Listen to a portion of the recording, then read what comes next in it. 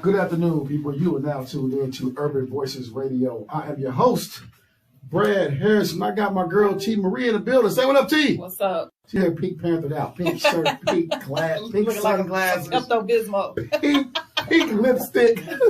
You have on pink shoes too. No.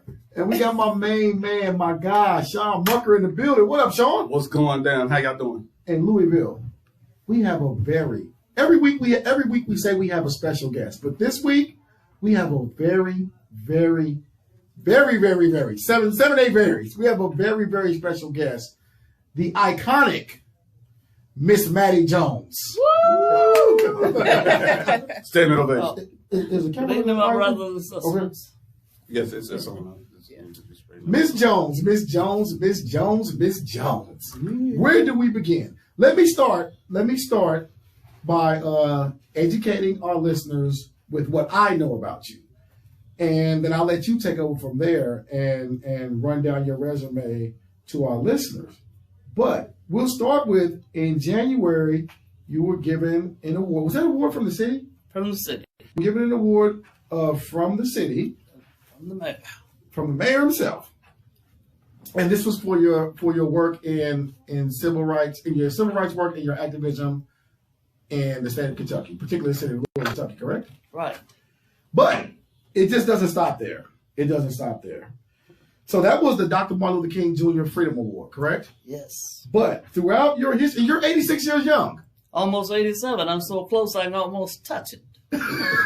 So you're 86 years young. So you grew up, or you lived through the struggle. You lived through the civil rights era. You lived through the Dr. King era. You lived through the Malcolm X era. You lived through, even our city, the Lewis Coleman era. Oh, yes. And you lived through segregation.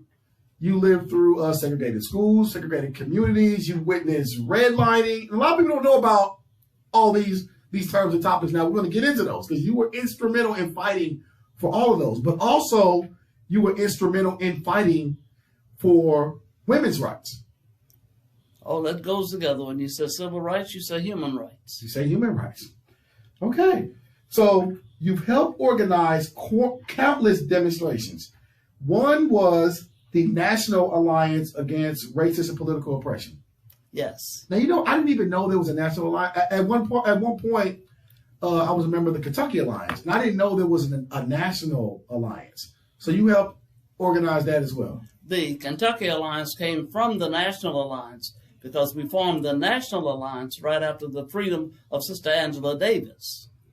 And as we formed the National, we branched out and began to organize branches. So the Kentucky Alliance was a branch from the National Alliance. Okay. So we're going to get into everything you've done. I want to start with one thing that stood out. So something you've said that stood out to me before we start this interview. You, at one point, you said that it's this generation's fault, or maybe the generation before us, that didn't teach the struggle to their children. And you say that now that many children are raised and they're not aware of, you say that children are aware of slavery. They're aware of slavery, but they're not aware of the struggle. They're not aware that your term that slavery never ended. They're not aware that slavery never ended. So as Black folks began to accumulate a little bit of wealth, or we want to call it wealth, as Black folks began to get a little bit of money, you say that some were offered city jobs, some were allowed to move out to the suburbs, some weren't living as hard as maybe the previous generation of Blacks. So doing that, they forgot to teach the struggle to their children, and they allowed the school system to teach the struggle to their kids. The problem you have with that is that the school system is part of systemic racism. So the school system may be complicit in the pipeline to prison or different things that marginalize Black kids, and you particularly stress on Black males. And as parents, you think that we failed, or parents have failed in not teaching their children where we come from and that the fight must continue. You're right. What we did after we got a little freedom, we got a little bit complacent. We had good jobs. We thought they were good jobs. We were window dressers in big buildings and all. And hey, look, we got it made. We got it going on now. Somewhere down the line that we didn't think that a generation was coming after us. And this generation was not taught the struggle. We find children today, some of them don't even know the name of Dr. Martin Luther King. And we find kids today, some of them are upset, young folks, when they were going up there to 4th Street Live, and they were hitting into all kinds of racist practices. They didn't know what was really happening to them. And that's because we didn't keep the struggle alive. So I'm glad you brought up 4th Street Live. And I had this conversation with people a lot. I had it with my girlfriend the other day.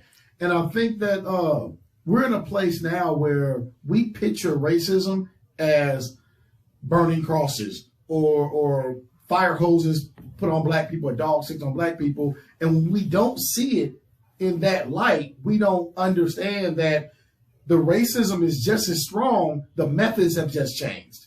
So when you bring up a place like 4th Street Live, for those who don't know, those who don't live in Louisville, Kentucky, 4th Street Live is an entertainment district that was placed in downtown Louisville. It's pretty much the model of what most major cities are doing now. They're bringing.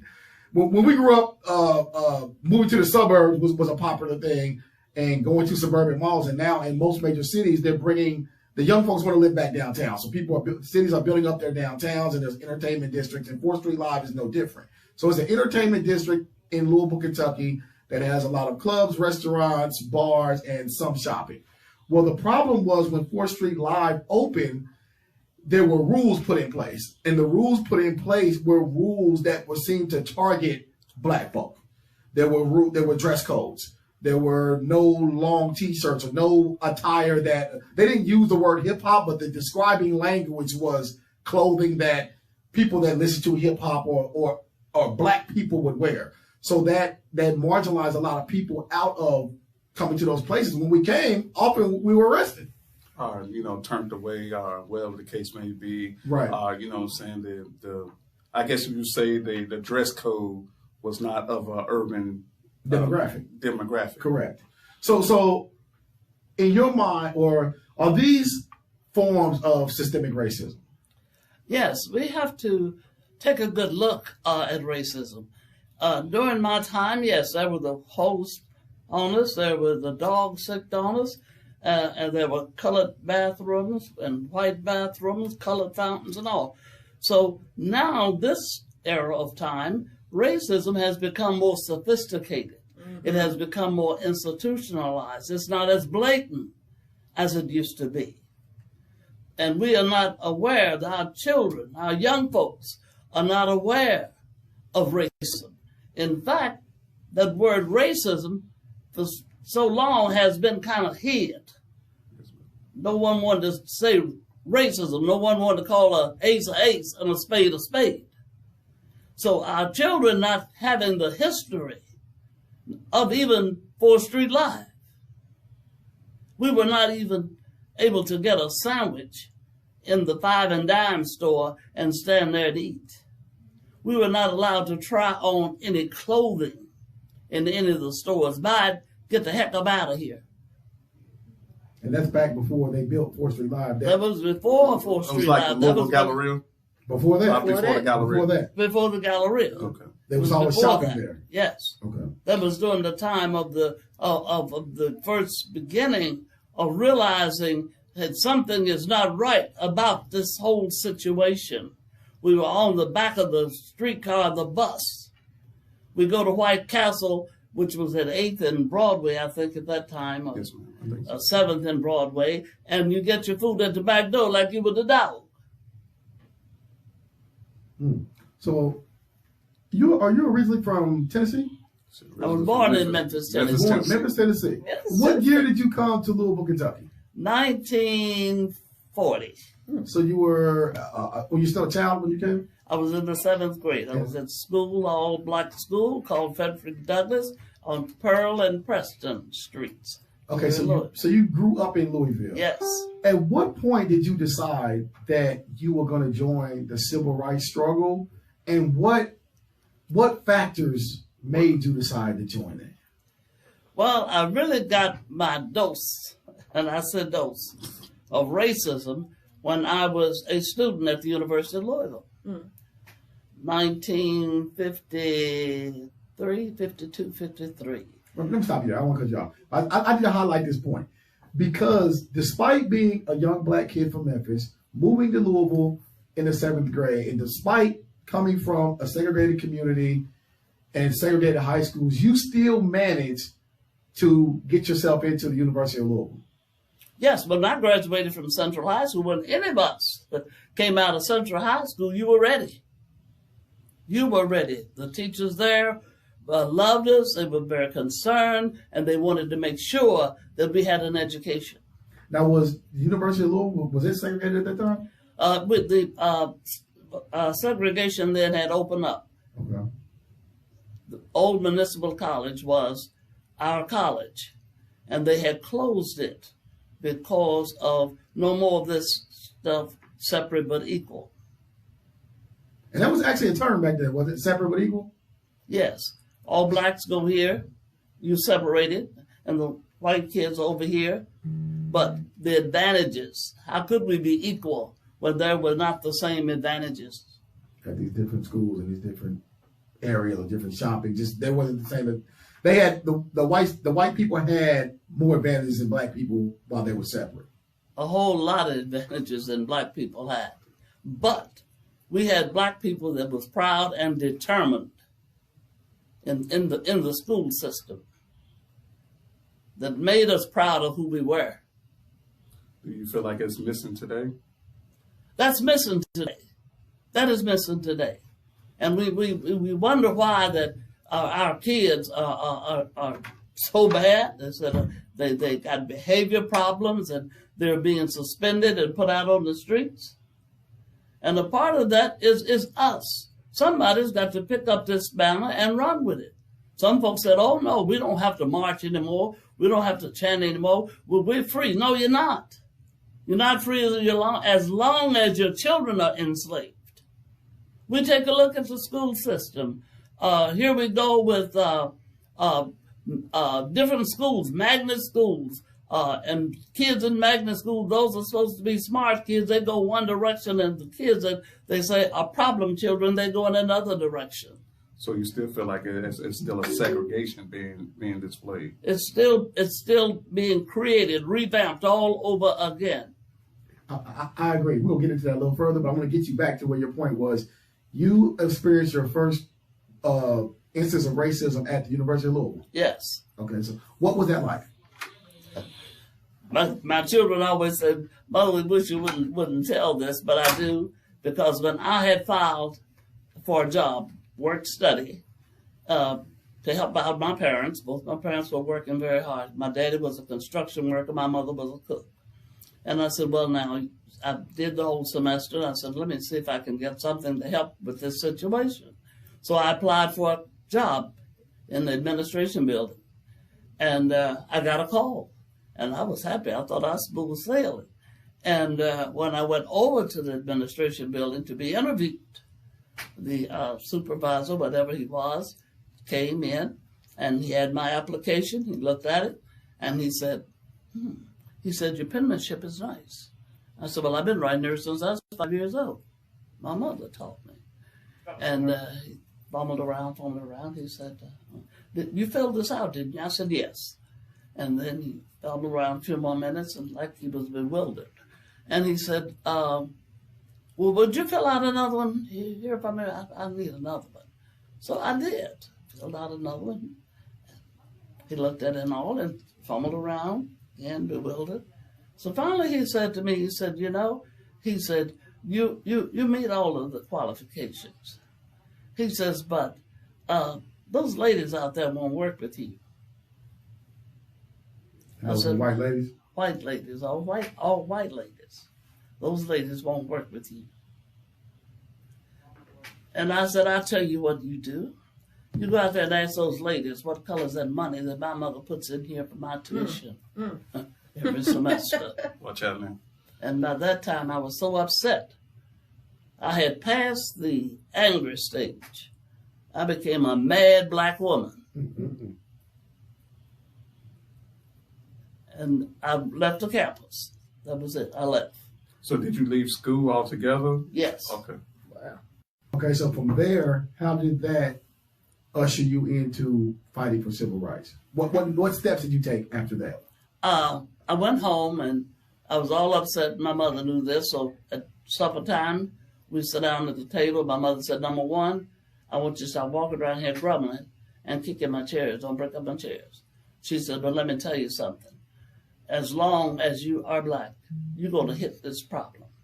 She says, now, you can't turn the world around all by yourself. You can't solve none of this by yourself. You need to get yourself connected with something. Find the NAACP, find some organization that is working on this thing they call racism that will knock you back because you're black. So I did. I didn't get to the NAACP, but I got to another organization called Black Workers Coalition, headed up by Brother Roosevelt Roberts. That organization filed complaints on companies. We picket companies. And I stayed with Brother Roberts. I stayed with them for about a year. And then I was invited over to the Kentucky Alliance. And there at the Kentucky Alliance was where I stayed, I think, approximately almost 18 years. Okay, so tell me, when you were doing, now we're back in the 1960s. In the 1960s, which many of us, I wasn't born in 1973. So I just see videos and read a lot about the 1960s. And from what we're given in history, it appears that the 1960s was one of the most combative times in race relations. I guess it was a time where a lot of black folks collectively said, look, we're tired of this and we want to make a change. There were fights to desegregate school systems. There were fights to desegregate the community.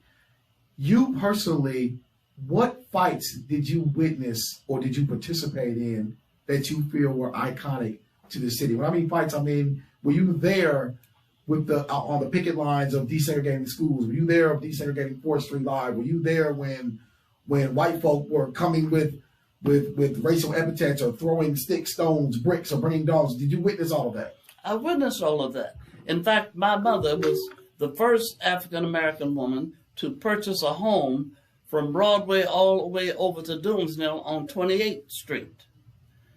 We were the only black family in that block. So when the ride started, I was living there. In fact, I had left home to go up to here, Stokely Carmichael, but he never did appear. Someone else came in his place. I can't think of his name right now. But he came, and somehow or other, we had some kids in the block that lived around the corner on Kentucky. We called them baby kids. So y'all called them, y'all used it back then? Back then, we called them baby kids. So Robert Hearn stole that. Okay, go ahead. So some of them were up on top of a building. Now, some folks say that someone fired a gunshot, but one of those kids lit a firecracker. They lit a firecracker, and it went off. You know, they sound just like a gun firing something. And the police and everybody just went wild. They began to charge in. And from that, the looting started. From that, the guards came in. Is that the riot that happened on 28th Street? That's the one that happened on 28th Street. I don't say it was a riot. I call it a campfire. And they say we burn up our own businesses. No, we didn't. We never owned anything on 28th Street. Exactly. Now, I'm glad you addressed that, because I was looking at a documentary yesterday about a lot of the black businesses that were on the Old Walnut Street. And they were discussing that Old Walnut Street, apparently at that time, I'm sure you remember, was a haven for black entertainment. People came from all over the country to visit these black businesses there. Then urban renewal came through in the 1960s and decided to just totally reconstruct that area. And they were saying in the documentary that one of the main things that hurt these black businesses, because when urban renewal came in, the property owners began selling the property that housed these black businesses. So I said, well, wow, we never owned any of this property then. We were just renting these properties. So as long as we were renting them, we were still at the mercy of the white property owners. And then some of the properties that was there really belonged to whites that let us lease those properties. But there were also some that owned their property. I can remember the first person, the first businessman that launched a boycott. It was there between, I think, 7th and 8th, maybe 8th, around 9th. It was called Charlie Moore. Charlie Moore got upset because the beer distributors would not hire any black drivers. So he launched a boycott and brought them to his knees because he was a black, now that was a black-owned business. Then we had the Top Hat, what they said was the beautiful country club in the whole country. It was wonderful.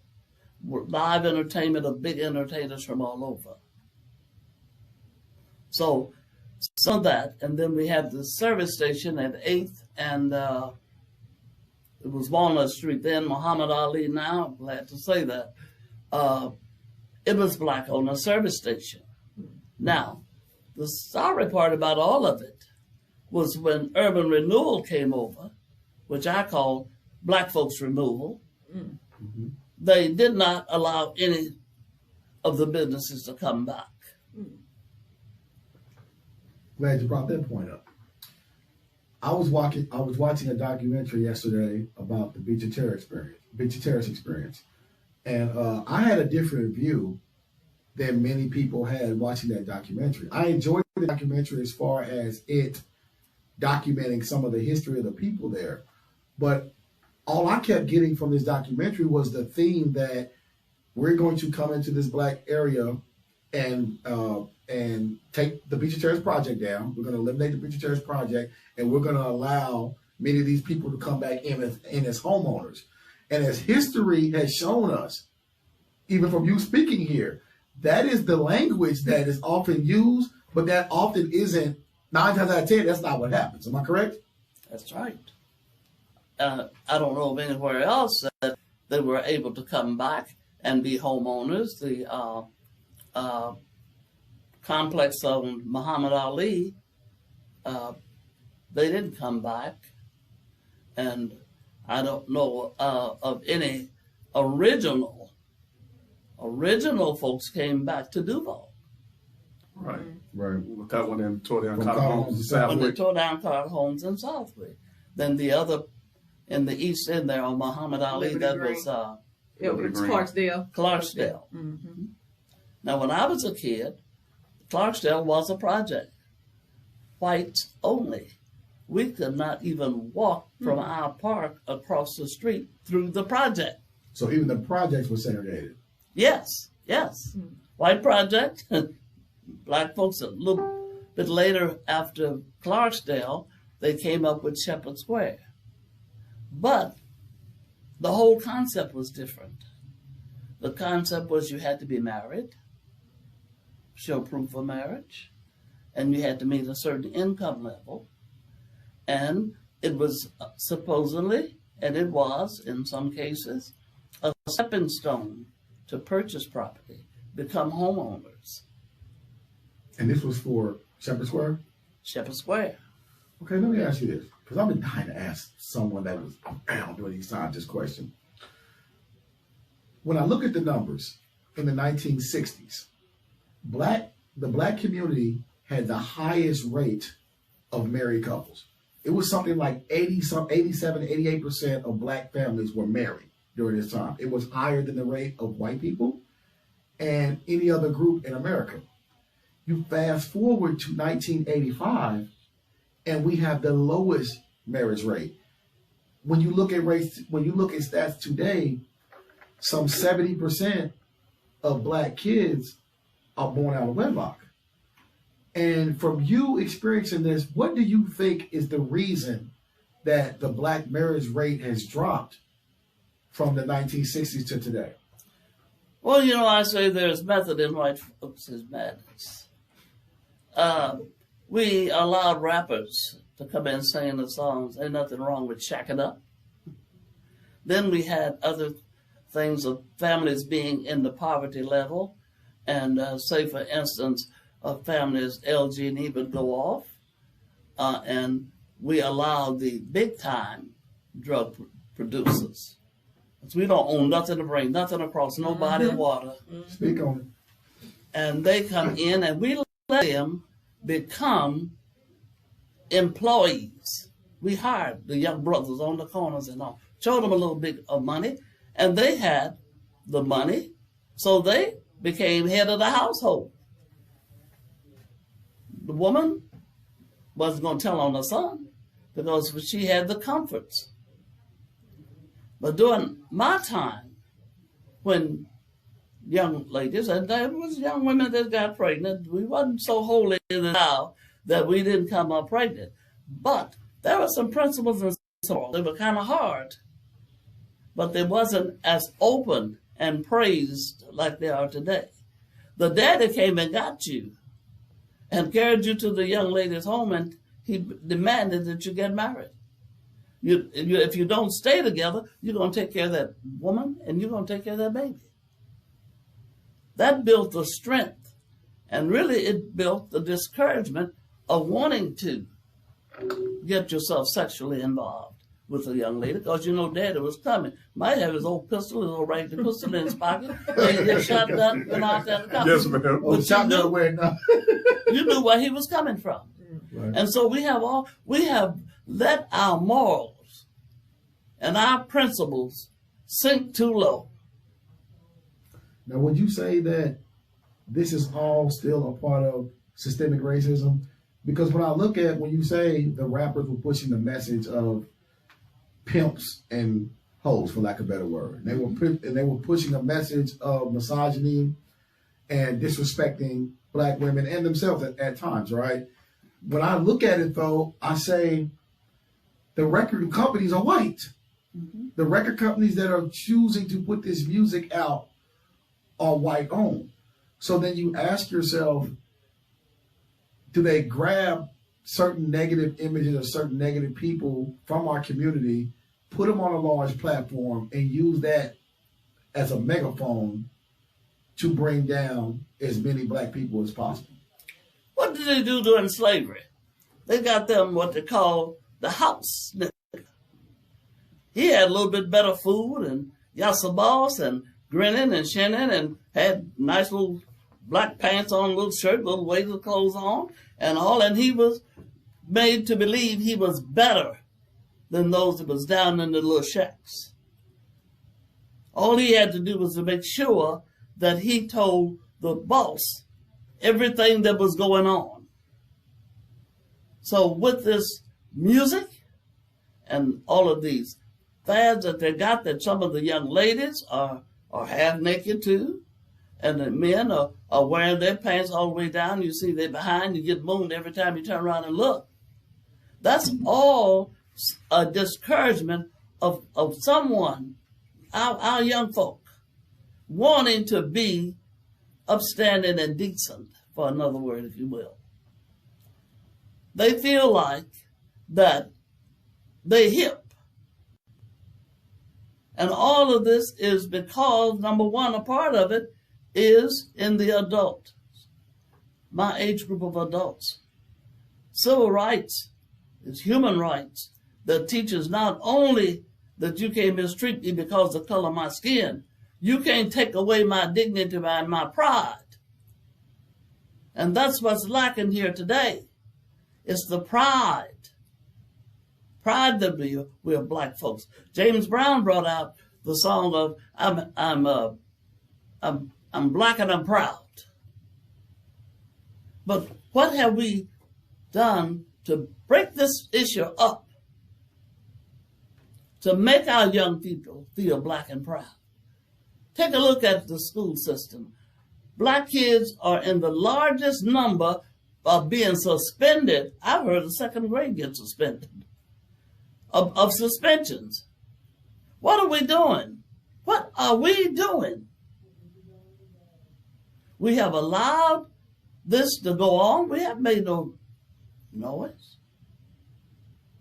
Have we supported any organizations and bring this to the table? Have we been to school board meetings? Been to the club. We make it to the club. We don't make it to the school board meetings. Huh? I'll tell you. And that's an issue. Not to cut you off. That's an issue. Is that a lot of these laws, legislation, or just rules in general are made or even proposed, I would say, at some of your city council meetings, some of your PTA meetings. All these organizations have meetings, and they propose ideas of what they're going to do or policies they're going to implement on the community. If we're not there, we can't oppose them, we can't have an opinion on them, or we can't even speak on it from a Black perspective. And I say that a lot because I say that we don't miss ladies get in before free at the club or free drinks until 10 o'clock or men, the first 100 men in, or free. We don't miss that. And I don't mind, because I participate in some of that. I don't mind doing that. But if we're going to do that, we have to participate 5 times as much in things that actually affect our lives. You agree? That's exactly true. Again, it all seems back to our morals. And I said to one young lady one Sunday, she was on her way to church and all, and I thought she was on her way to a club. But we have some of our pastors will tell our young people, come as you are. But you got to put some stipulation with come as you are, because they don't understand come as you are. They think come as you are sagging and loud enough for everybody to turn around and look at you, you know. So what we're doing, we're not putting any emphasis. We downing the young folk. Oh, they're so bad. Oh, he's not nothing. But what are we doing to embrace what the governor, the new governor, Governor Bashir, has done? He has restored the voting rights back to felons. Are we calling any meetings and inviting these young brothers in to start teaching them the process and the importance and the history of voting? We just take what the governor said, oh, well, he's restored it. You have to work with something. It just don't grow. Like when you plant a seed, you don't put no water on it, it ain't gonna grow. So how are these young brothers and sisters gonna participate in the greatest weapon that we have? And that's the vote. The power's not in the bullet anymore. We need to be able to go to our legislators, tell them, hey, we need some gun laws. All we're talking about is how many Black brothers and sisters been killed on the street last night or this morning. What are we doing? We've gotten complacent. People are not wanting to deal with issues that affect us as Black people. Now, I don't say all white people are bad, and please don't misunderstand me. We've got some very compassionate white people.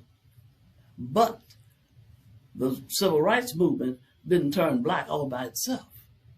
We had very good white folks that was out there that understood that they were born privileged. And I tell this story about a woman named Ann Braden. I don't know who all familiar out there in radio land when Ann Braden was a white woman that lived on Virginia Avenue. She and her husband, Carl and Ann Braden. Ann was from Alabama, Birmingham. And she was a news reporter.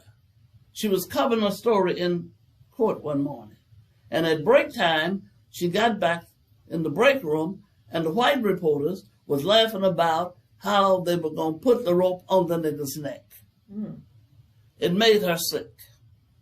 And she began to reach out into the Black community to try to find out, what can I do to cleanse myself?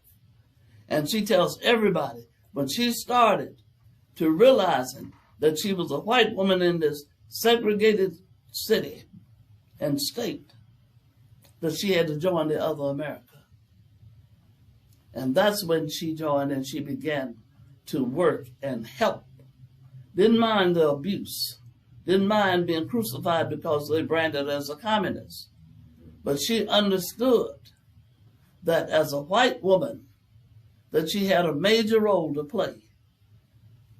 Talk and educate white people about our struggle. Because white people, I don't care how poor you are, you're privileged.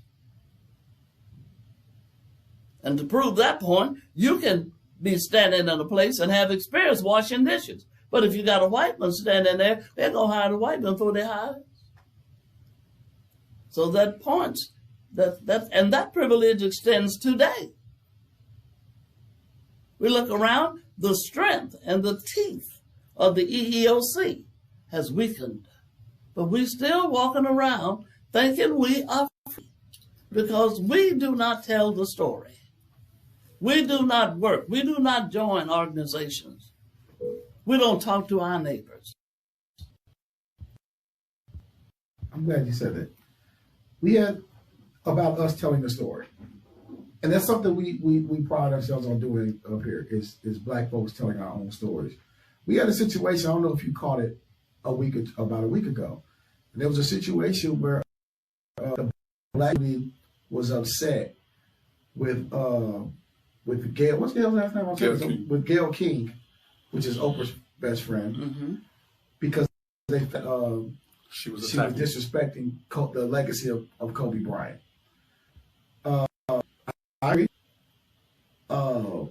Snoop came out and he attacked King, and in the process of putting Gail King, he heard the B word, and some say that he threatened her.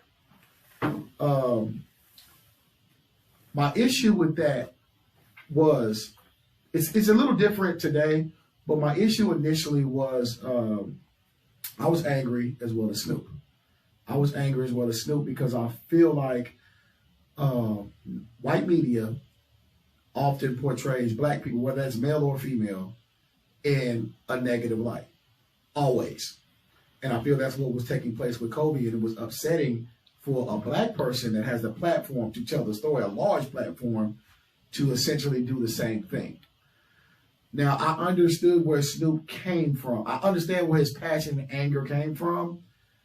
And I understood it. When I look back on it, he used the B word, and although I understood it, I also understand that for black women, it was another sign of them being, misogyny being forced on them as it has been throughout the hip hop community.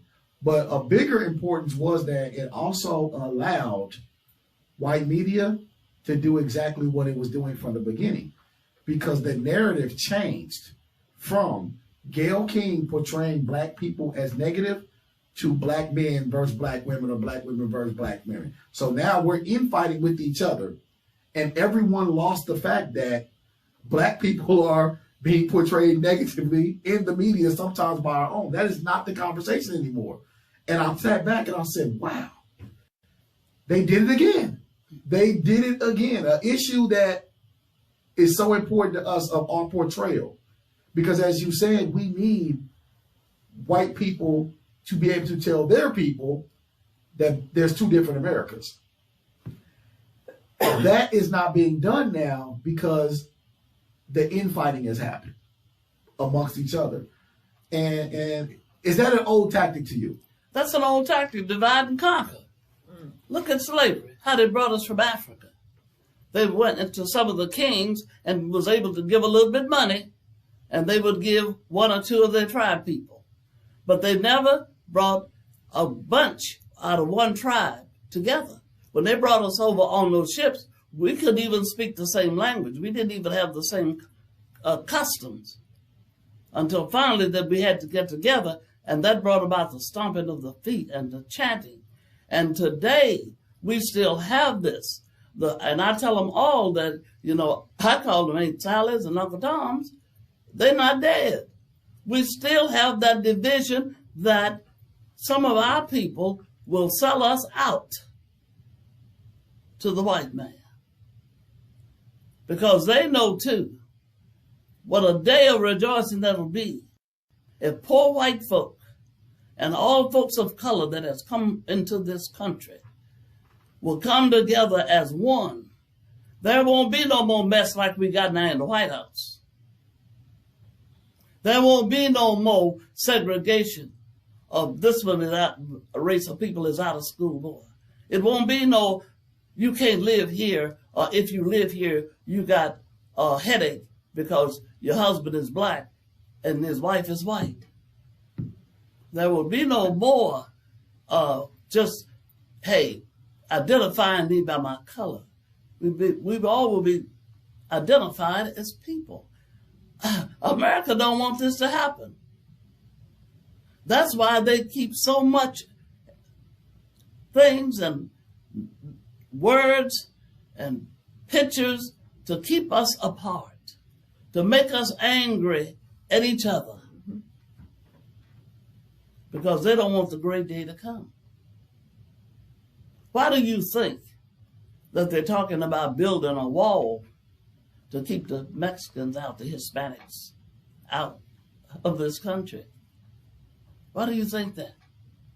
Because they have not looked at color to who they love. Love don't come in colors. And they always have had that divide and conquer mind. That's why if one of us got a better job than the other one, our nose is so far up in the air that we can't speak to nobody. Amen. Speak on it, Ms. Mattie.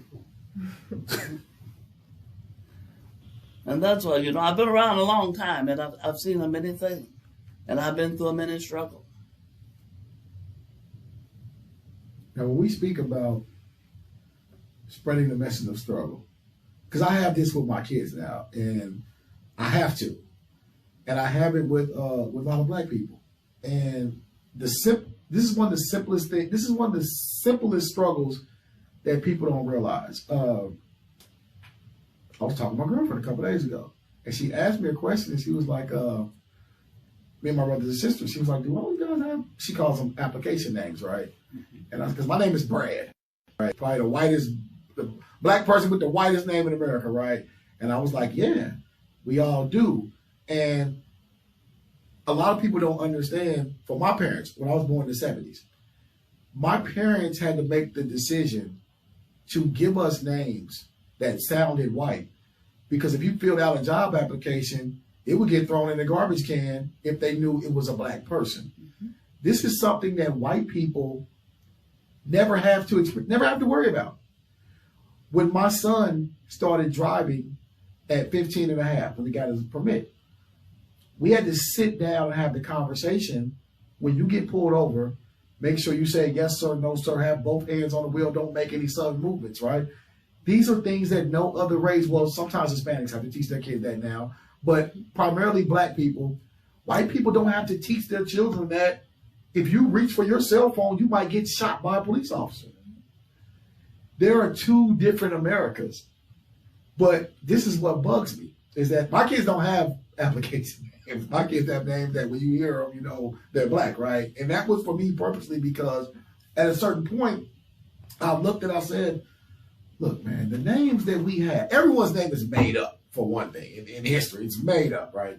But our names were given to us during slavery. Our names were given to us, and our names like Brad and William and John, those are European names. They're names that are synonymous with coming from Europe. I just wanted, even though we're not connected to Africa, I wanted my kids to have a name that I'm proud of being black. Because when we, not so much of a name you can't pronounce. Like I've seen some names, I'm like, it's just ridiculous. You know what I mean? But what I'm saying is that there are names in our community like Malcolm's or, that we know it's a black name. And we're the only race of people that we have to be ashamed of who we are. We see a name, they say, well, you have to assimilate to a Eurocentric lifestyle to succeed in America, right? And I'm like, that's bullcrap.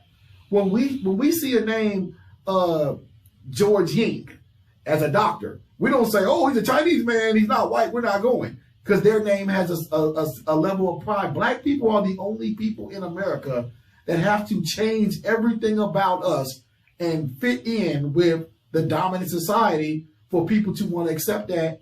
And it angers me, so that's why it angered me about a Gayle King when she said Al Kobe. It angers me because as people, we can never sit back and just say, we're proud to be black. And many of us act like we're not proud to be black. Now, what do we do about what Gayle said?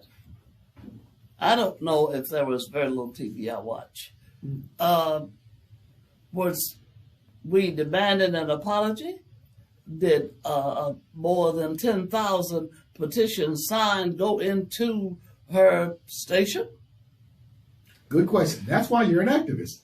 No, we were just like, you know, back in the 60s when you said the riot happened with the kid threw the rock. Yeah. We were just rioting online. So we were angry. We angry, and we same as I was doing in my mother's home. I was angry. I was mad, and I'm kicking chairs and fussing stuff. I couldn't cuss because I know better not. Right. But we don't move. Right. If this was said and it was an insult to the black community, we should have been on top of that. The same as we should be on top of our school system. We're not barred from the board meetings.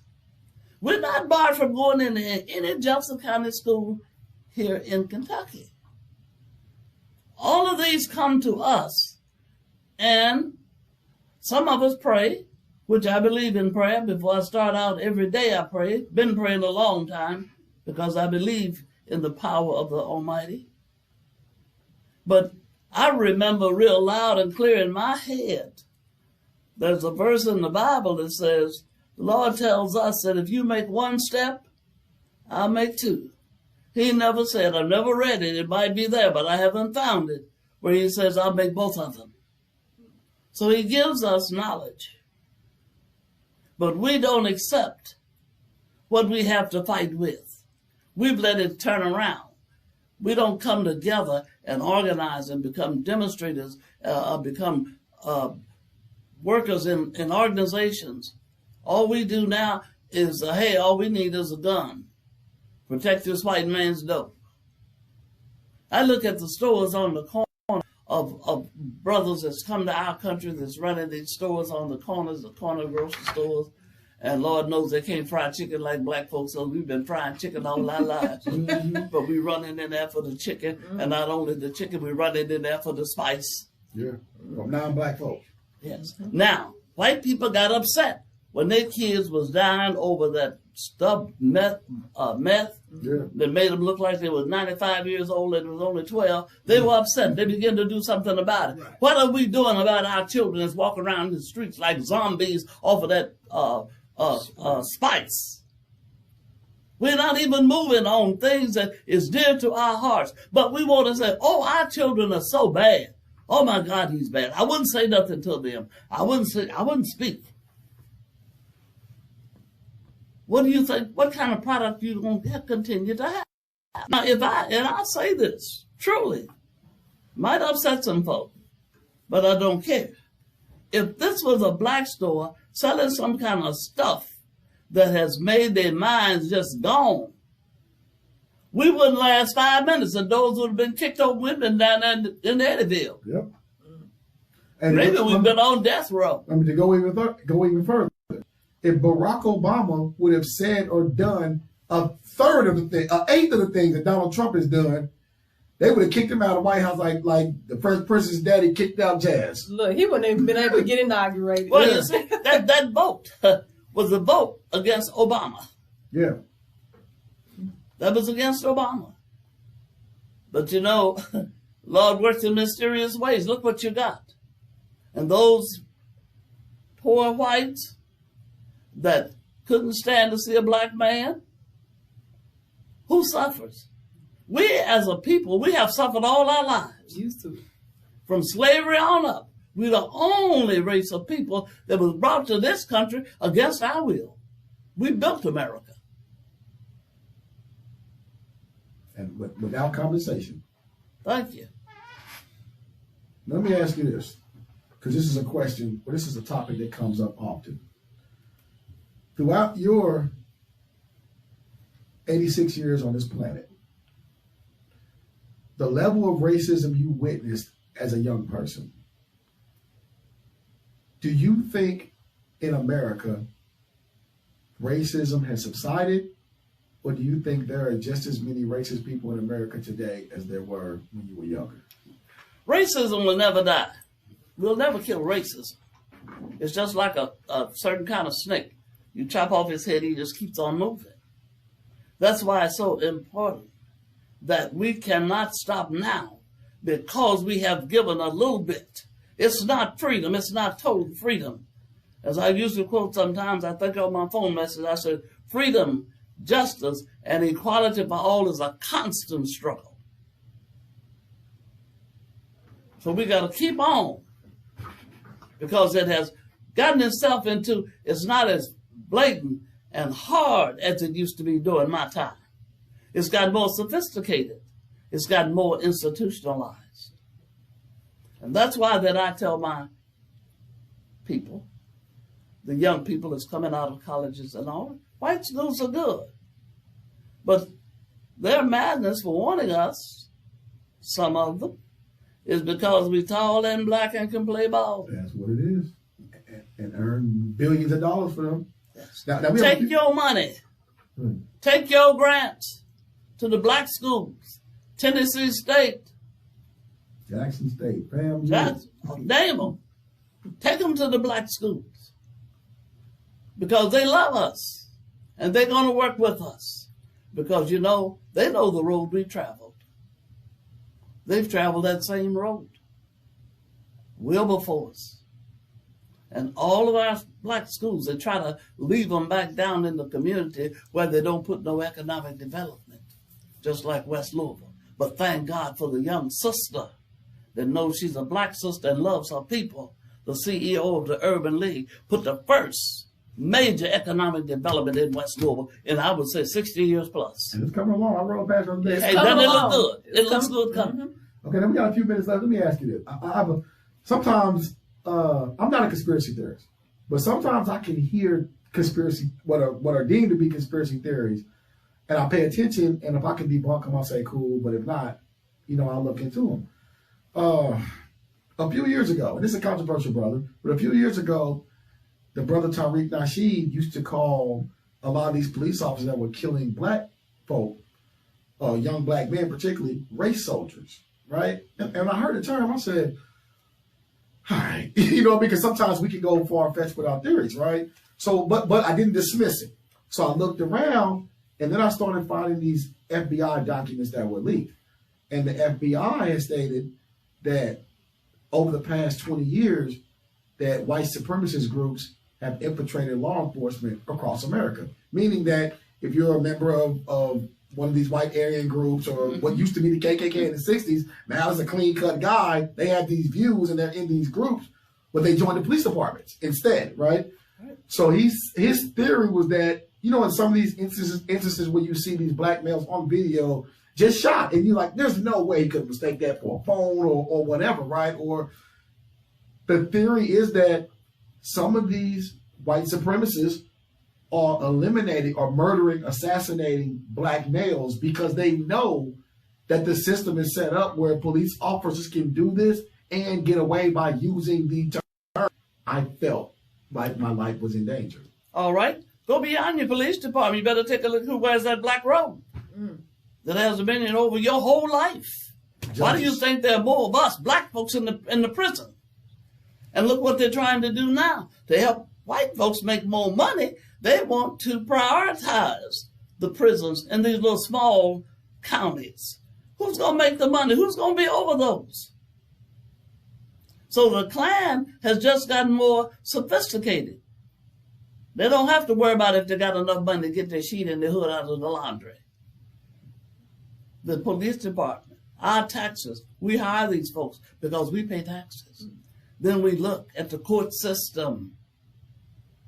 Young brother come in there and he's been caught with about $100 worth of marijuana, and another white one will come in and he had about maybe $20 or $220, and they tell him you're on probation or diversion program. Yes. Yeah. Now the black kid, he's going on to prison, the Grange, or maybe one of these little priority prisons that they got in the county.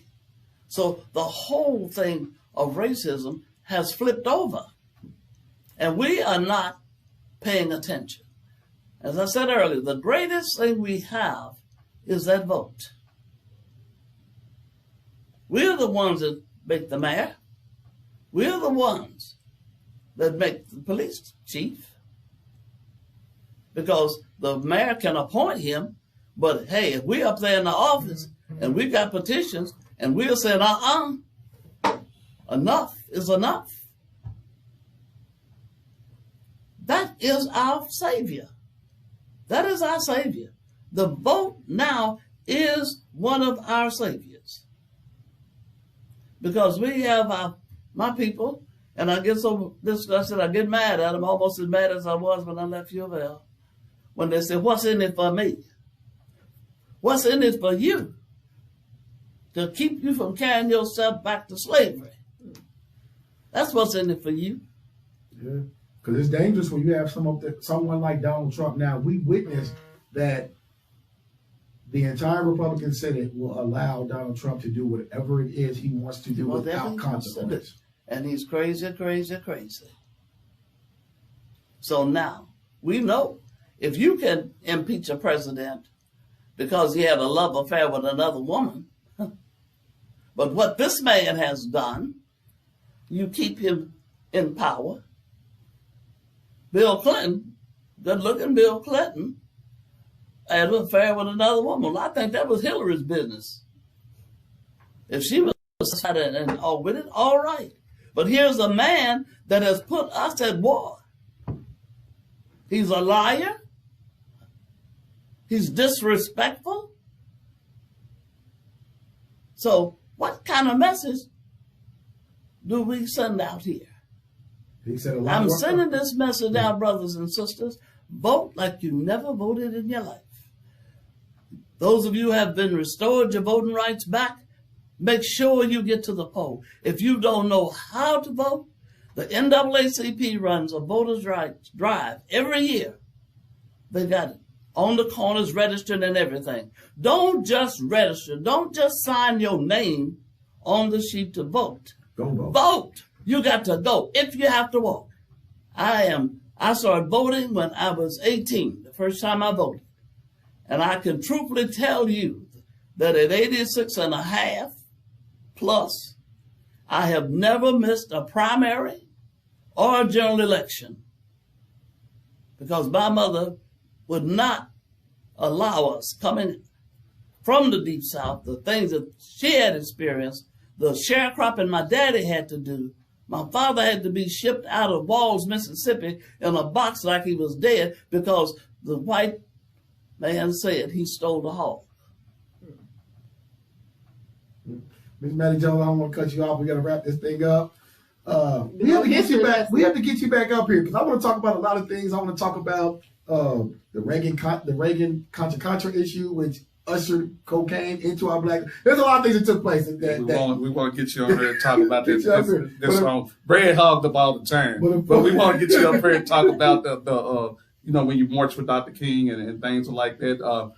Some of the things that you did in New York that we really didn't get to speak on today about women's rights and development conferences. Oh, we can sit around after the show. I just got to get off the air. Okay. We can sit around online and talk about it. But tune in to Urban Voices Radio every Saturday afternoon, 1 p.m. We are here again with the iconic Miss Mattie Jones. If you stick around on our Facebook Live, we're going to stick around. We're going to have some more questions with her. But people, for now, we're out of here.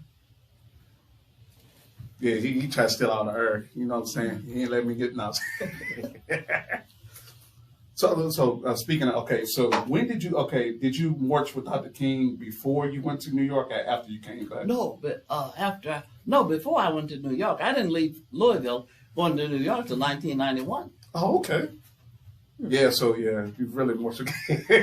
Okay, so you said, I was reading articles on you. You said your husband told you that if you're going to talk the talk, you might as well walk the walk. So is he one of the main reasons why you went to New York? Yes. What he said to me was that you cannot go and talk about issues of racism that has hit you and this country, and you can't talk about racism that's local, that's not only local, it's national and global. He said racism doesn't have a certain place to be. Racism is all over. Definitely. So he was encouraging Spark and said, I'll be here when you're gone. I'll be here when you come back. So how long was you in New York? 1991, I left in 1999 because my husband had taken ill. I resigned. So you was in New York for 8 years. Okay, and you did a lot of work with the late Reverend Coleman also, correct? Yes, when I came home.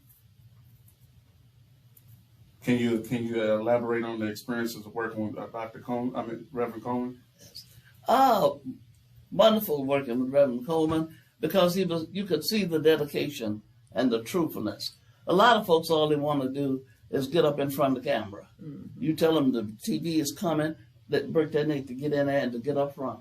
Yes, ma'am. But Reverend Coleman, he didn't care about fine clothes and being sharp every day. Jogging suit was all he needed, and a pair of tennis shoes, and to get the job done.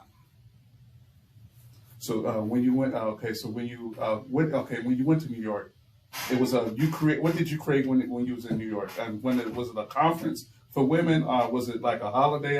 What was it that you created when you was in New York? I was the coordinator of the section they call Racial and Economic Development. So the first choice I did was we had Nelson Mandela in prison. And I wanted to send out across the petition to free Mandela. Right. I wanted to be able to have 5,000 petitions to free Mandela or more. So when I went to my executive director, he said, well, this was a peace organization. And he said to me that that was violent with Mandela and the group of men that was with Mandela that went to prison. And they did not promote violence. So I said to him that, why can you tell me to go over to other areas of the country and there is violence there because they are killing each other, but still you support that country and tell me that because this man stood up for what was right, that you don't want me to do the petition right. And he began to think, and he said to me, he said, you're right. So he gave me permission to do the petition drive. And it came back overwhelming. The whole room was just full of nothing but petitions and cards for Mandela. The second, I thought about women, how we are mistreated in the workplace. So I organized a conference called Women of Color in the Workplace. And at that conference, which was at Bennett College in Greensboro, North Carolina, we had over 500 women that came from as far as the island of Fiji. Okay. So I gotta ask you, what year was this when you were in New York? 1991 to 99. So did you live in New York during that period? Yes. So you stayed there? I made my schedule so that at least once a month I could come home. Look, when it comes to women, not just in the workplace, period, I guess we forget women still are marginalized today. Was there, I know we went through a period where women just didn't have rights at all, correct? Right. Mm-hmm. Well, when they were talking about women, when the white women were petitioning to vote, that was a struggle for white women because, we're black women, ever since there's black women, until the Voters' Rights Act took place, we couldn't vote. Now that's an issue I hear a lot. And see, I don't know because I wasn't there, but people often say that the women's lib movement, I guess in the late 60s, early 1970s, mm-hmm. They say that it was a white movement for white women to gain more rights. But they say that they included black women in the movement to increase the numbers, but they still didn't focus on issues about black women still didn't have as many rights as white women. That is very true. And that's today, because they are privileged people. White people are privileged. because of the skin color. We had a separation with us as being black people, African American people. Now, if you had the complexion of my sister there, they put you ahead of somebody that had my complexion. You go T over here? Yeah. Light-skinned girl getting the door first. Huh? They did. They were at the top. And they did that to divide us. That's where the skin color came in the deep south of mulatto. And that was because of the boss man taking advantage of the black woman. And as I told one white lady one day, I said, you know, you're a slave too. No, well, what makes you think I was a slave? I said, let me tell you something. You down there in the big house and your children, and every night after your husband eats dinner, and it gets a little dark, he goes up the hill to the shack. 9 months later, 10 months later, you see something coming down the hill look just like your children. Same color. What do you think? Where do you think those babies come from? They couldn't have been that slow back then and I know, right? And where was he going? She knew, but she was a slave because she couldn't say nothing. And then they made the black men, and I can understand now why some black men are disrespectful, because it started a long time ago. That's why you see white salesmen now come to a house, and if they're going to sell something, they get a contract, they say, they tell the woman, the wife, you sign right here. And I tell them, no, I can't sign that. I have a husband. He has to sign it. That's because they ignored and downplayed the black man, took away his pride. We had a discussion here a couple of weeks ago about the most disrespectful. It was last week. About what's being most disrespectful. Is it the black woman or the black man? Because, you know what I'm saying, and not just, you know what I'm saying, to cause division. You know, a lot of us black men feel like we are hunted every day and we like endangered species. And, you know, a lot of women feel the same way. So we had this discussion, who is hunted the most? Miss Mattie, don't take that bait. We are both disrespected in different ways. Black men and black women are disrespected in different ways. Don't take the bait of who's the most disrespected. We all disrespected. It wasn't a debate of having a debate. It's just that, you know, recognizing that, you know what I'm saying, the destruction of the family household started with the black man and trickled down from the black man. And I just wanted her to get that elaborated on that. And now the black woman is disrespected too. Yes, ma'am. They've killed her pride and her joy. Why she have these babies and the daddy ain't nowhere? Maybe about 3 or 4 daddies. All she thinks about is how much I can get, or how much food stamps, of which Trump getting ready to break all that up, and then broke up part of it already. He tried to turn it into when they used to have the prisoners would be in the South and be out on the highways and things working. The chain gang? Chain gang. Bring it back to chain gang? So now he's telling women, you don't have to have a job. Huh? You don't have to work. All women. He ain't said if you kind of got some kind of physical disability or mental disability. All women, if you got these babies now, you're going to have to work. So again, what will happen with the babies? Now, do you think that was part of the when I mentioned earlier about black families today not being married as much? Do you think the implement of I know it's different in different states and different cities, but in some cities, if you were to receive housing from the housing authority, you couldn't do it with being married to a male, or if you received certain subsidies like food stamps or welfare, whatever programs they had, if you were married, then you weren't eligible. Do you think that played a part in the separation of black men and black women? Sure. If I had to feed my children and my husband had lost his job and didn't have no job or nothing, that started us to lie. And the same thing happened with the census. We're not equally counted, but we don't know that hurts us. Because we're not equally counted, we don't get that funding. Right. A lot of people don't know funding. The census determines what funding goes into what areas. A lot of people don't know that. Mm-hmm. So a lot of people also don't know that I grew up in California. So in a lot of areas of the census, when you have Hispanics, a lot of them check the box as white, and that allows certain funds to go into certain communities, and it broadens that stat of 67 or 72% of the country is white, when actually those are not the accurate stats. That's exactly true. That's exactly true. Sean, you had all these questions. I'm like everybody else jump in too. Right. No, but I don't want to take up all the time too. I mean, I greatly appreciate you coming down here. I mean, I think it's probably one of our most powerful shows that we done had.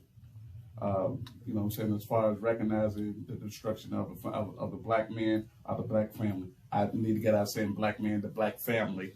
You know what I'm saying? Because yes, we all are discriminated, and it's racism.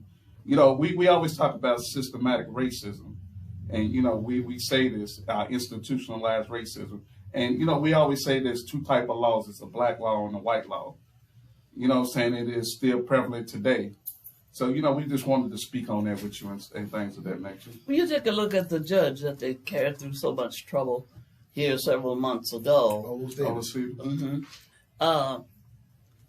He was following the law. Yeah. The law says you must be tried by your peers. Now, they didn't want that done. They didn't want that upheld, because that would knock a whole lot of the black judges out of the box. Because look how many times that you've seen 6 blacks, 6 whites. You might see 2 blacks and 10 whites. But you never see it. And some of them are so old, they're my age. But this person that they're trying to try is 21 years old, 22 years old. Now, let me stop here. Did you see an issue with that? Yes, I do. Explain. Because if the law says I'm supposed to be tried by my peers, Okay. if you can find all these white folks to serve on the jury, how come you can't find some black folks? No, not that part. I mean the age difference. Do you think that's an issue? It is an issue, because unless you're really open-minded, see, I've raised 31 grandsons. I've helped raise 31 young men. I don't know exactly the troublesome of your life. If I'm my age, I would think you should be raised like me. Okay. Put that stick on you. If you cut up or whatever you did. Put that stick on him, huh? Yeah. Or either take that hand. My mama had a right hand. You sitting up there cutting up or something. She take that right hand and haul off and hit you, knock you up under the table. But now, if you did that, you go jail. Yeah. And kids know that. Yes. And they call the police on their own parents. Yeah. That's we grew up in an era where you still get your butt whooped. Yeah. And I think it's what's missing in the households now. Do you think that the system has took the power away from parents? How you gonna let white folks tell you how to raise your children? Sometimes we had to be cruel to our children. Those of us in the deep South, Mississippi, Georgia, Alabama, South Carolina, and all down in Georgia, we had to, during that, kill our children to let them understand that you cannot do certain things with white folk. Say, for instance, if a white woman is coming facing you, you better get the hell across the street. Isn't that something? Yeah. And that's what happened in the situation with Emmett Till. Came down from Chicago. But this woman eventually said he didn't whistle at her. You saw that before she died? Yes. Yeah. Said she made it up. Yeah. Yeah, ain't that something? But if I was at the gate and she got there, I'd have to ask her. If I was St. Peter, I'd have to ask her, what took you so long? What took you so... You knew this from the beginning. What took you so long? You know you leave. You know you were leaving. You know death was coming after you. So you did it a little before time for you to come on up, maybe get sent down. That's what it was. She thought she was trying to get right with God before she left out of here. Mm-hmm. So did you get to meet, now we know you met Dr. King, right? Did you get to meet Malcolm X, Muhammad Ali, Nelson Mandela? No, I didn't get to meet Malcolm. And I lived around the corner, not too far from where Muhammad Ali used to get the bus at 28th and Greenwood to go to Central High School. His dad used to do signs for my mother's beauty shop. I heard that he was a famous sign painter around. Mm-hmm. So do you think I guess it's always been that way, but do you think now with black people not living a free life, but a more cushioned life? So we think we got a little bit of money, but not really, because they can take it whenever they get ready. When they can do one thing and take it, but we get a little bit of money now, right? Do you think that prevents more black people from wanting to get on the front line from fear of losing it? That's one of the things, fear of losing my job, fearing the neighbors may attack me, they may not like me. All kind of fears comes in. And that's a part of the movement, people in the movement. There was no fear.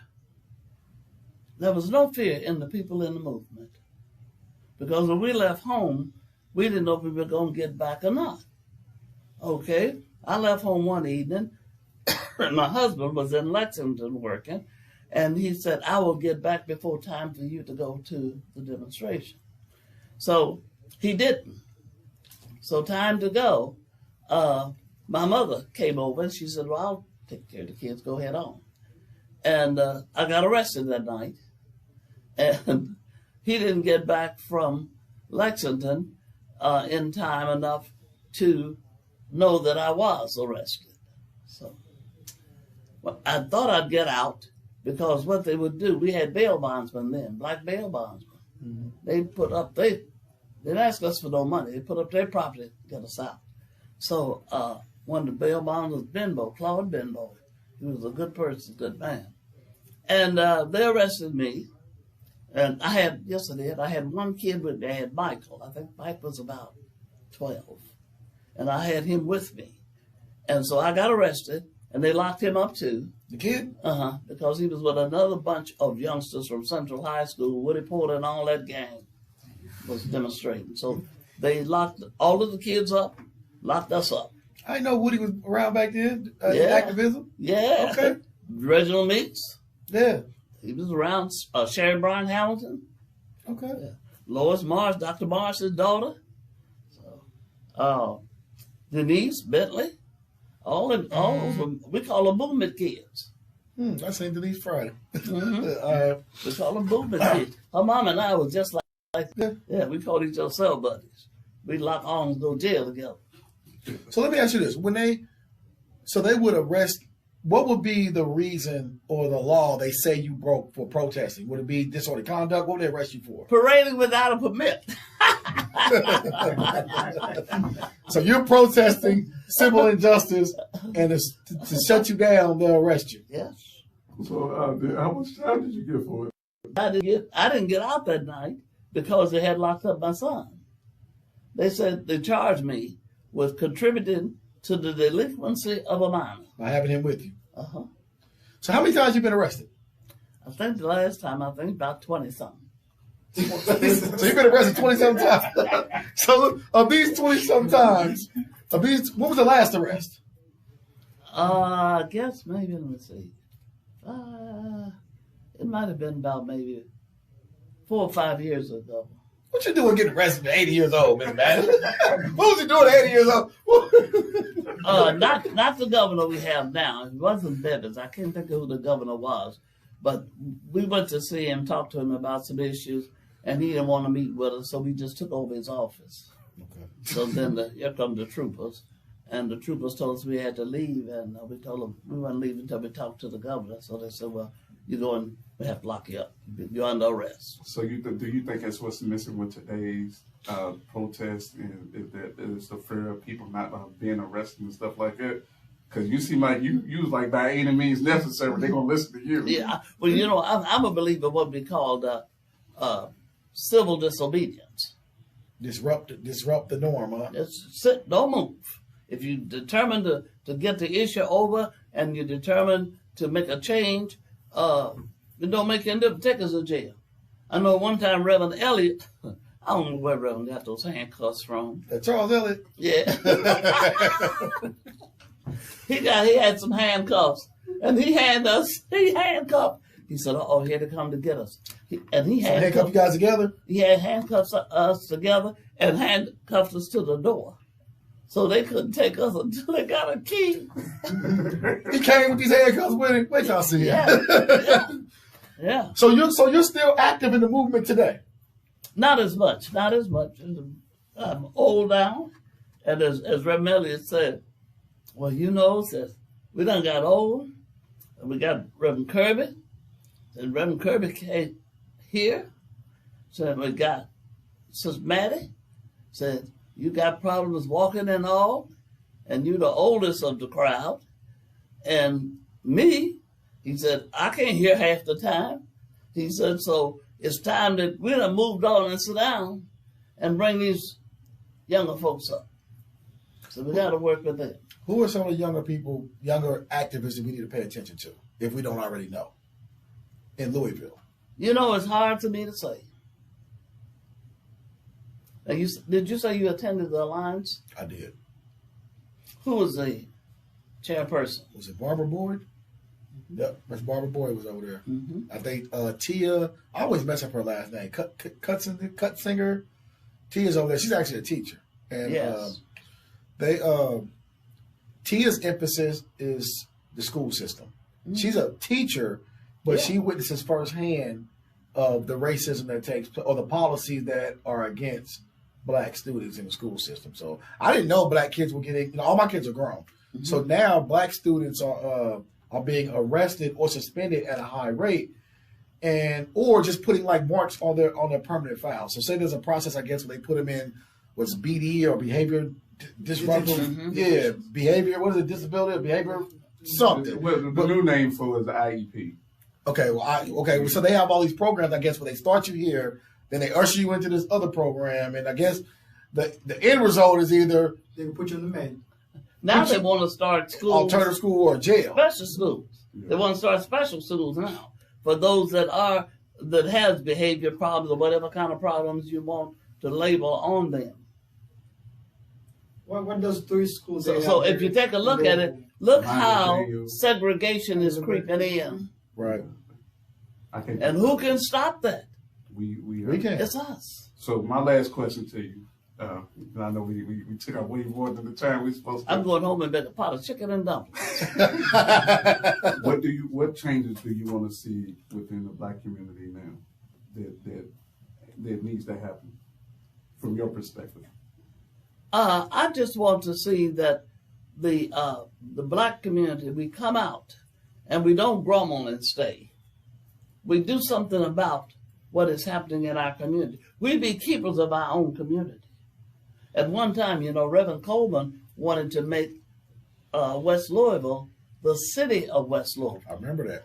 The tax money that these churches get, all these little corner churches and everything, they're only because they get a tax cut that you wouldn't believe. Yes. Okay. And monies, they get monies from being with that tax bracket.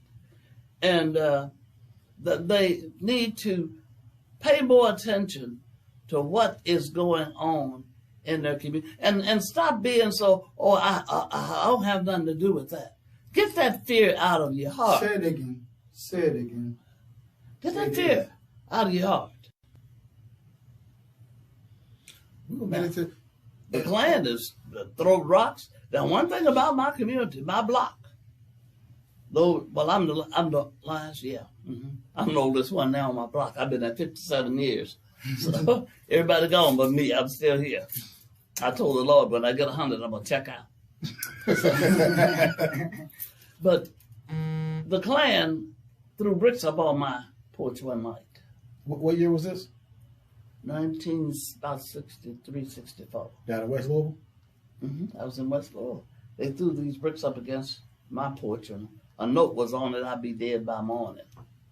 So my neighbors said, we ain't worried about that. And then the Alliance was very, very strong. They did their own policing. They walked the streets and guarded my house and invited them to come back. But then the mayor stepped in and the police department stepped in and said but I had to watch the police too.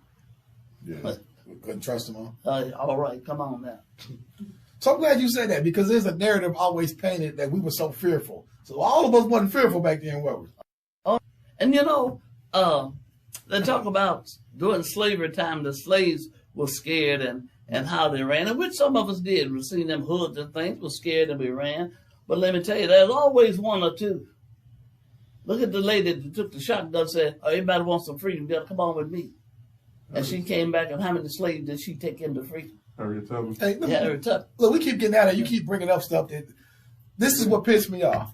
The narrative. No, wait a minute. No, look. The narrative has been painted that slaves were so fearful, right? And people don't know there were hundreds, if not thousands, of slave rebellions starting on the slave ships coming over here. Many slaves were thrown overboard or killed, master on the slave. That we never stopped fighting the entire time. We always fought. Come on now. So there were slave rebellions on plantations. One of the ones we know most famously was the rebellion of God. What's the one we just made a movie about? Nat Turner. So Nat Turner is one of the famous ones, right? Now this is what pissed me off. I know about these slave rebellions. I know about this. The general public does it, and this is done to make black people feel inferior or weaker. That we always been fearful of white people. That wasn't the case.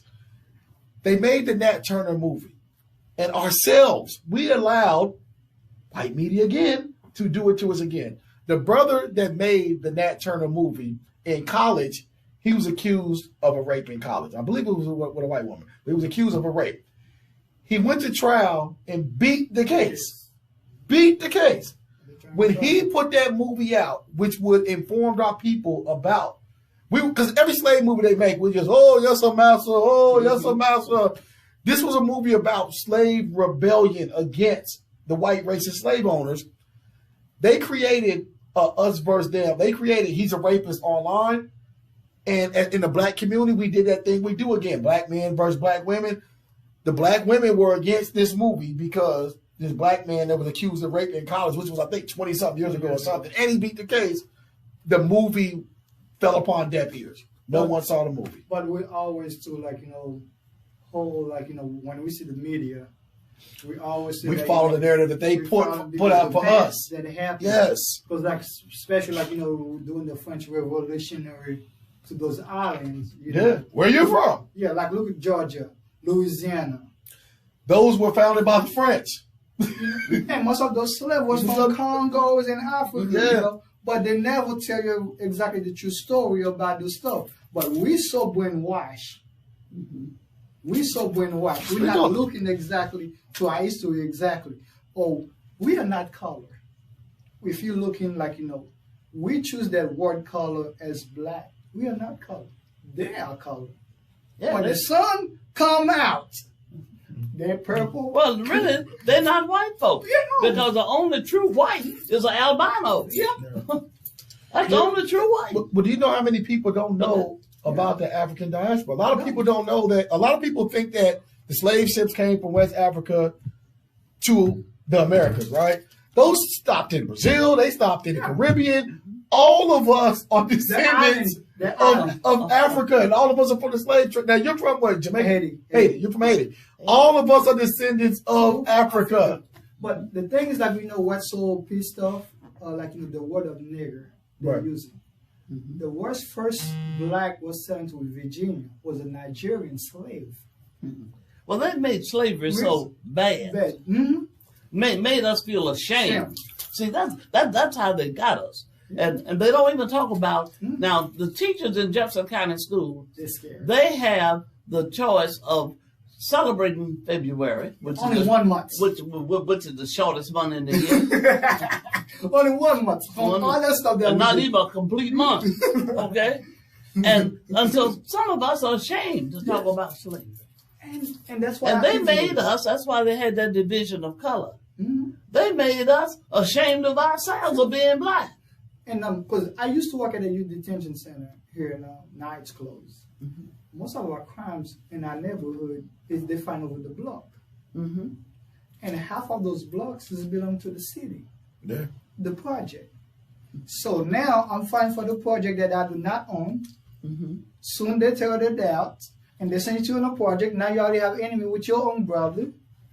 What's happened? Because dad is not there. Dad is locked up. But have y'all looked at Beachy Terrace? Oh, yes. Oh, that's horrible. Isn't that's the horriblest thing I've ever seen in my life. What was that again? What was that? Beachy Terrace? Beachy Terrace. Yes. It's another concentration camp. Yeah. It is. All these, it looks just like the one out Cane Run Road. It's horrible. There's no house there. Just that is horrible. What, a new one? Yeah, they know when they built like. You talking right there on the right hand side of Cape Run? Yeah. What is that for? Is that low income? Is that what it is? Yeah, it is. They got them all mixed in there. And you got like people from Beachy Terrace, Victoria Park, all of them moved down there. And the Shively people, police officer were lynching them. Senior citizens on one side. That's what I thought it was going to be, a senior citizen. No, they got everything you can put in there, they got in there. And the construction, to me, is very ugly. And did you see how they put that little pond outside? So I haven't been that way in about 6 months. I used to live around that area. And now soon they opened it, I said there was going to be a disaster. And it's a setup too. Oh, while you're here, how do you feel about gentrification in West Louisville and as far as black property ownership? The Main Street divide. Well, see, now we got some white landlords coming in there, making rooming houses. About Portland. Now they're still investing a lot of money at Portland. That's the first area that's going to be, because the plan, when I see the city plans, you know how, what is it called? Nulu goes to the east. It's going to go all the way up to Shawnee Park with that same design. Yeah, And $52 million. Ms. Reynolds, Jadiqua Reynolds, is telling us, don't sell your property. I've had 5 offers. No sign nowhere. And I tell them when they come to the door, I said, did you see a sign in my yard? Oh, no, we didn't see a sign. That's what when you see one, then you come back. And look, this is what I'm warning. Listen, and this is important. This is what I'm warning black folks about that live in those areas. Because this is a model they're doing nationwide. When they come into these areas, the plan is be prepared, because the plan is to force you out. Yeah. And what's going to happen is, if you look now in the Smoketown area, they have shotgun houses now. I pulled one up the other day, right? They want $325,000 for a shotgun, a regular shotgun house like in West Louisville over the Smoketown area. What they're doing is they want to buy these properties that people are the rental property. They're going to flip those over to high income housing where they price you out. And then people that own your homes, what they're going to do is they're going to raise the taxes in that area. So say if your property taxes now are $1,200 a year, when they raise the cost of living in those areas, it may double or triple for you. So now you can't afford to live there or pay your taxes. So you'll either have to sell, or the city will end up with your property because you have a tax bill. That's why you have to be very careful and use that vote to put in not Uncle Tom or Aunt Sally. You got to have somebody, your vote makes the voice and speaks and said, no, we don't vote for this tax. See, all of that mess has to come before the council. But one thing, before my grandfather died at 101, he said that's one thing God is not going to make no more, the land. Yeah. I guess you got a piece of land. Get you some of this land. They Yes. won't. Create everything. You can recreate everything but land. Yep. But people, listen to me. This is important because I meant to get this out on the video before. This gentrification is not unique to Louisville. I've watched it take place over the past 20 years, and it started. The first city I seen it take place was in Brooklyn. But it started in Brooklyn. Detroit has went through it. Cleveland's went through it. Indianapolis, where I used to live, has went through it. And this is what happens. Louisiana, going through it right now. Right. 40 to 50 years ago, in the 60s, the trend, we'll call it, was white flight. White people left the city and moved to the suburbs. When they left, the money left with them. And I don't just mean personal money. I mean money, businesses and corporations. So what your city leaders did was fail you. I give you that. What your city leaders did was fail you, because the job of your city leaders are to bring certain industries into communities so the people in those communities can have places to work and earn an income. When that left, in all over this country, the governments of the cities only focused on bringing industry to the areas and the suburbs where white folk were living or money was at. they totally neglected the black communities for the past 30, 40 years. I don't care who was in office. They look at our communities. They neglected them. So now you have the trend is changing. The millennials now, they don't want to live in the suburbs and go to malls. They want to live in the downtown areas, and they want to live in townhomes and live in areas close to downtown. Closer to their work. Right. So every major city is investing in their downtown. So in Louisville, you have what's a 4th Street Live. In other cities, you have downtown malls or structures, that's right? how they destroy vegetarians. Right. So they're close to downtown. Right. So the trend for young people. The way they're building that. Excuse me. I don't want you to lose your thought. Okay. So the trend is people want to live downtown. So now the focus is taking these areas where they said it's impossible to build and bring industry to these areas, and that now they found money to put in these areas, but people want these areas back. The problem is because you're poor and you live in these communities, they don't care that they're disrupting where you lived at for the past 20, 30 years or your generations have been raised in. They don't care. They're going to push you out to another area they're going to ignore and neglect like they did the area you're living in now. So get you some property, own some property, and also come to these meetings, look at who you're voting in, and be a part of this. You can stop some of this, or at least be a part of it. That's it. So if you don't stand up for something, you're going to fall down for anything. Now, my question in my mind is, who do you think is going to leave the suburbs and come down to where they're building Beecher Terrace to be closer to downtown area? Beecher Terrace, it looks now to me, is worse than it did when it was a project. All the big, tall, green buildings and all. Just take a look at it. There's nothing attractive about it at all. But you come down to 30th, where that the track is going. It's a total different scene. So it makes you think, who will come to that Beecher Terrace area? And what do you have across the street? How you going to clean that up? What's over there? Fire station and a couple of buildings over there? No, you got that apartment complex. What they call it? Okay, I see. You're talking about right beside the highway. What you talking about? Yeah. Okay, And then further, I guess what? Village West is over there too? That's at Village West, right across all the way around by the interstate is Village West. Yeah. Now, I don't say there should be no low-income housing. Yes, we should. But the landlord should be responsible. And then, two, the folks need to have trainings on how you keep this property to help you become homeowner. Yeah. Put some pride in there. Instill some pride. They don't care. Like they got these rooming houses. It's the worst thing that happened in the neighborhood. Insurance goes sky high. Taxes sky high. Another thing you haven't witnessed if you don't live in West Louisville, now a money-making thing, a money-making business is halfway houses. So you have these drug rehabilitation centers in southern Indiana that have, if you look down, you say, well, hey, there's a lot of white people walking around West Louisville that are drug addicted or coming in and out of these meetings. Well, what they did is they found the cheapest place to rent land. They've rented some of these buildings and they make them halfway houses. They contract with these all over the state. You have different rehabilitation centers. And the goal is to get these people out of their community so they don't get high with people that they were getting high with before, and they send them here. But they sent them all to West Louisville. So you have a bunch of people that are addicts or recovering addicts that you send to an area that you claim has high drug trafficking. All right. Now, take St. Matthews. You think they'd be up there in St. Matthews? Nope. Because the residents is going to come out in droves and say, oh, no. What will we do? Nothing. But grumble. They would never be on drugs and got these centers and these hospitals and things for addicts if they were all black folk. Nope. But see, these white kids is overdosing and falling out. Yeah. They ain't said nothing about our kids, the cheap stuff. Yeah. The crack and all of that. And we ain't said a word. We don't have a place in West Louisville that they can walk in and get some help. No. Systemic racism. They're getting the monies from the government for this. Yeah. But West Louisville don't have any. And nobody's called a council person. See, we gotta speak up and come out. Until we do that. Look, another situation is this.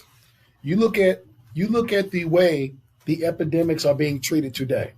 The crack era started in the early 80s and somewhat subsides. It's not gone, but subsides early 2000s. During that period, the goal was incarceration. They locked you up for drug possession, for drug trafficking, drug using, drug paraphernalia, because these were crimes committed in the black community by black people. Now you have an opiate epidemic, which is affecting primarily white kids from the suburbs. Now the plan is to treat this as a health crisis instead of a criminal crisis. All right. So now they're giving rehabilitation, and the goal is to prevent these people from getting felonies that will ruin their lives forever. Now, I'll give them the benefit of the doubt, but I will give them slightly the benefit of the doubt and say, okay, well, maybe you learned from the crack epidemic that this didn't work, right? And I don't buy that, but if say that's the argument. You've taken black people, primarily black men, given these men felonies or decades in prison. You essentially ruin their chance of doing anything with their lives later on. But now the goal is to take these white drug users and prevent them from ruining the rest of their lives.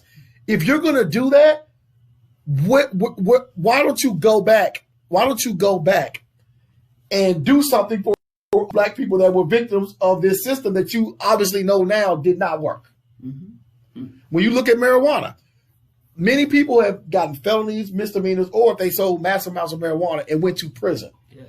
Now the government decides that marijuana is something that we can make money off of. We can tax. It's legal now, right? So now it's legal. They're business owners, and they have the structure set up where to get a license, you almost have to be a rich white person to get a license.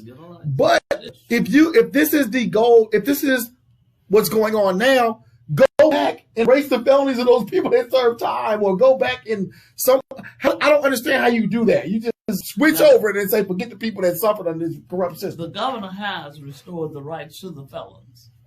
So, all right, but our job as black folk to know the majority of these felons are black folk. Yeah. So what are we doing to pull in these guys to help them become productive? What do we say? Half of them may not even go to vote because they don't know how to vote. Yeah. I mean, it's the institutionalized so long. What organization is reaching out now? They really like teachers. They want teachers. You want anybody out of the community to come in that's willing